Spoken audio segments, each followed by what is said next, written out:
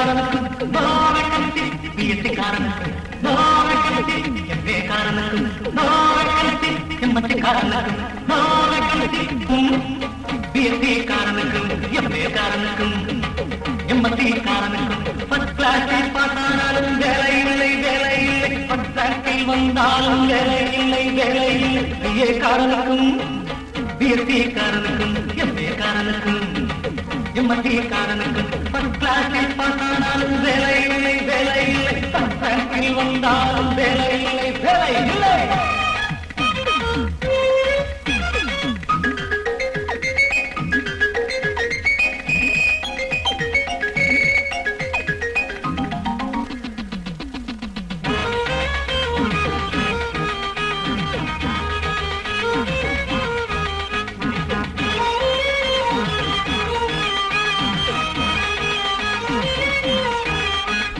குழந்தைகள் தினம் பெறுகிறது வீட்டில்,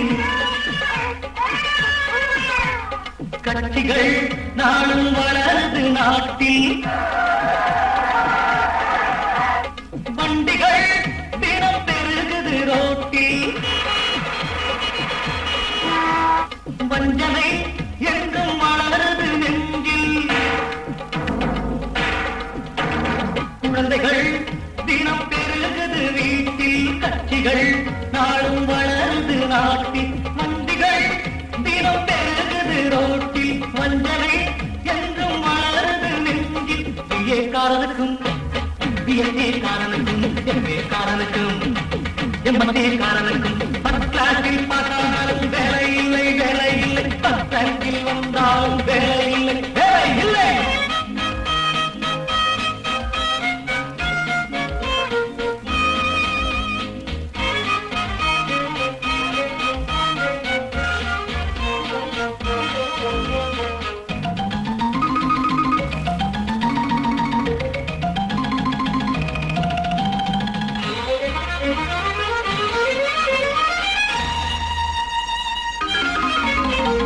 நீதி நேர்மை நியாயமில்லை மண்ணில் தர்ம தேவதை மறைந்தாள் விண்ணில், நீதி நேர்மை நியாயமில்லை மண்ணில் தர்ம தேவதை மறைந்தாள் விண்ணில். தெய்வமே உண்டே சொல்லி மதங்கள் தினம் தினம் ரத்தம் சிந்தது மண்ணில், தெய்வமே உண்டே சொல்லி மதங்கள் தினம் தினம் ரத்தம் சிந்தது மண்ணில். பிஏ காரனுக்கும் பிஎஸ்சி காரனுக்கும் எம்ஏ காரனுக்கும் எம்எஸ்சி காரனுக்கும் ஃபர்ஸ்ட் கிளாஸில் பாஸ் ஆனாலும் வேலை இல்லை வேலை இல்லை, ஃபர்ஸ்ட் கிளாஸில் வந்தாலும் வேலை இல்லை வேலை இல்லை. பிஏ காரனுக்கும் பிஎஸ்சி காரனுக்கும் எம்ஏ காரனுக்கும் எம்எஸ்சி காரனுக்கும் ஃபர்ஸ்ட் கிளாஸில் பாஸ் ஆனாலும் வேலை இல்லை வேலை இல்லை, ஃபர்ஸ்ட் கிளாஸில் வந்தாலும் வேலை இல்லை வேலை இல்லை.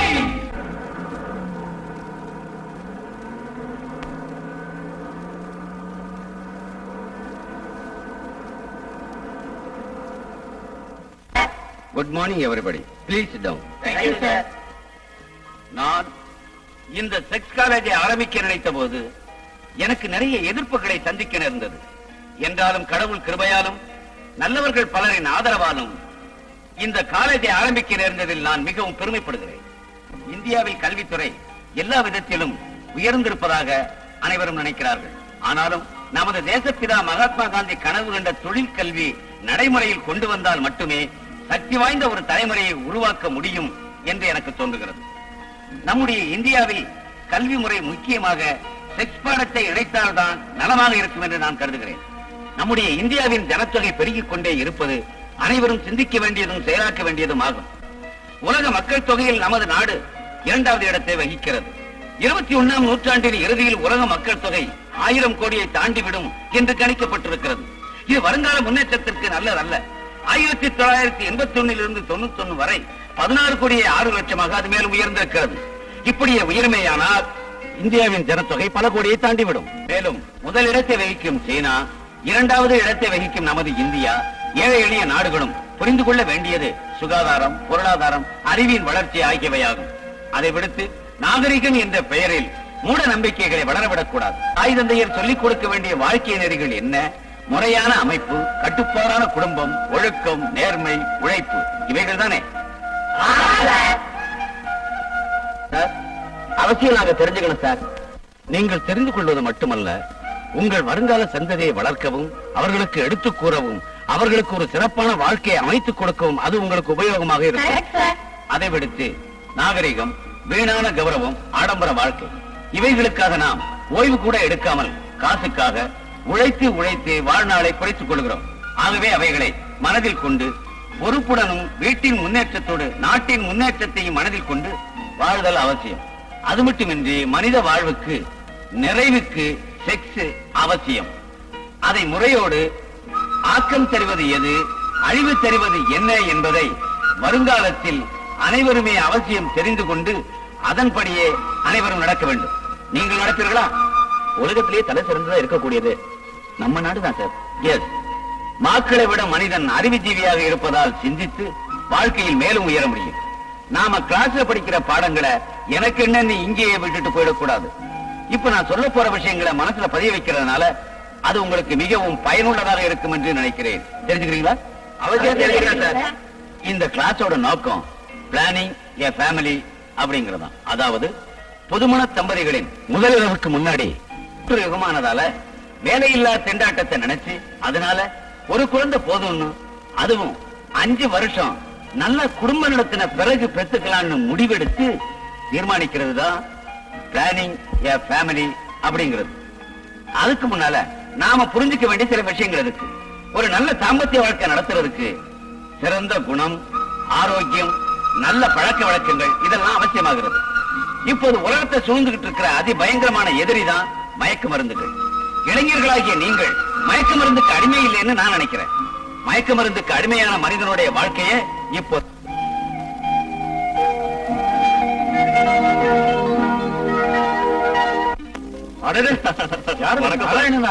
பாப்பா உட்காரு. எத்தனை நாளாச்சு உன்னை பார்த்து? ஆமாமா. அப்போ பென்ஷன் வாங்குற வயசாயிருச்சுல? என்னத்த சொல்றது, நீங்க ரிட்டையர் ஆன பிறகு எனக்கு இங்க வேலை செய்ய மனசே இல்ல. இப்போ வரவங்க எல்லாம் என்னென்ன கரெக்டா செய்யறாங்க, எனக்கு கூட பென்ஷன் கிடைச்ச போதும்னு ஆயிடுச்சு. என்ன நாராயணா, கல்வியோட தரமே போச்சு. ஒருத்தரையும் குத்தம் சொல்றதுக்கு இல்ல. என்ன விஷயமா வந்த? அது வந்து விசேஷம் ஒண்ணும் இல்ல. சார் கூட வேலை செஞ்சுக்கிட்டு இருந்த சர்மாவை ஞாபகம் இருக்குல்ல? ஞாபகம் இருக்கு. அவர் மகன் பாபுவை தெரியும்ல? நல்லா தெரியுமே. அதுக்கு என்ன? நம்ம சாந்தி கல்யாண விஷயமா பேசலாம்னு தான். அவங்க வரதட்சணை எல்லாம் கேட்பாங்க. நாராயணா, என் கையில ஒண்ணுமே இல்ல. முன்ன சம்பாதிச்சது ப்ராவிடன்ட் ஃபண்ட், கிராஜுவிட்டி இதெல்லாம் குழந்தையோட படிப்புக்காக செலவாயிடுச்சு. நான் ஒரு உண்மையை சொல்றேன், நான் அவங்க கல்யாணத்துக்கு என்ன ஒண்ணுமே சேர்த்து வைக்கல. நீங்க என்ன, சர்மா சாருக்கு ஒரு மரியாதை எப்பவும் உண்டு. அதனால 25,000 ரூபாயும் ஒரு 10 பவுன் நகையும் மாத்திரம் கொடுத்தா போதும். பாபுவுக்கு வேற இடமா இருந்தா 1 லட்சம் ரூபாய் வரை கிடைக்கும். ஓஹோ. சர்மா சாருக்கு ஒரு தனிப்பட்ட அபிப்பிராயம், இந்த குடும்பத்துல ஒரு பொண்ணு எடுக்கணும்னு. எனக்கும் அந்த விஷயத்துல சம்மதம் தான். சர்மா ஒரு நல்ல மனுஷன் தான், நல்ல குடும்பமும் கூட. கேட்டதை கொடுக்கணும்ல நாராயணா. 25,000 ரூபாய்க்கு இப்ப நான் எங்க போறது? அவளுக்கும் ஒரு வேலை கிடைச்சிருந்தா அதுக்கு 25,000 ரூபாய் லஞ்சம் கொடுத்தாதான் வேலையே கிடைக்கும். அதே வரதட்சணையா கொடுத்து கல்யாணத்தை நடத்திடலாமே. எங்க கையில ஒரு பைசா கூட இல்ல. இப்போ கல்யாணத்தை பத்தி எப்படி நினைக்க முடியும்? அதுக்கு ஒரு வழி நான் சொல்றேன். சுரேந்திரனுக்கு ஒரு ப்ரொபோசல் வந்திருக்கு. அவனுக்கு வரத இங்க கொடுத்தா பிரச்சனை தீர்ந்து போயிடல. அது சுரேந்திரனுக்கு ஒரு பிரச்சனையும் வராதுங்கிறியா? ஒரு பிரச்சனையும் வராது. அவனுக்கும் வயசாயிட்டு இருக்குல்ல. அப்படின்னா 2 கல்யாணத்தையும் ஒண்ணா முடிச்சிடலாம். எல்லாம் தெய்வ சித்தம் போல நடக்கட்டும். விடு. இந்த காப்பியை குடி.